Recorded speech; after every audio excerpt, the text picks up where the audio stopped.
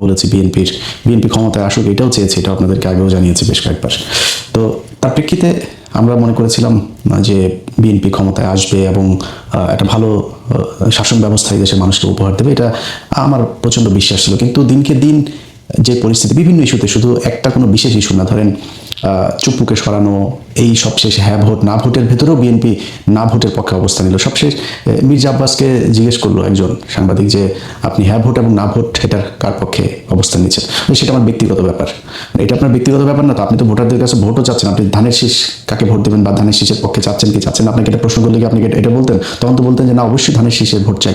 তাহলে হ্যাঁ ভোট না ভোটের ক্ষেত্রে ওনাদের কথা হচ্ছে যে আমরা এটা আমার ব্যক্তিগত ব্যাপার, এটা বলা যাবে না। তার মানে উনি হ্যাঁ ভোটের পক্ষে নাই। কোনটার পক্ষে সেটা আমরা এখনো জানি না। কিছু কিছু ক্ষেত্রে তো প্রকাশ্যে চলে এসেছে যে বিএনপি কাদের পক্ষে চাচ্ছে। ওনারা না ভোটের পক্ষে ক্যাম্পেইনও করেছেন। হাদির মৃত্যুর পরে বিএনপির লোকজন, বিএনপির যারা ফেসবুকের বিভিন্ন ইয়েতে আছে, ওদের সোশ্যাল মিডিয়াগুলোতে, তাদের অনেকে দেখেছি হাদিকে নিয়ে তারা বাজে কথাবার্তা বলেছে।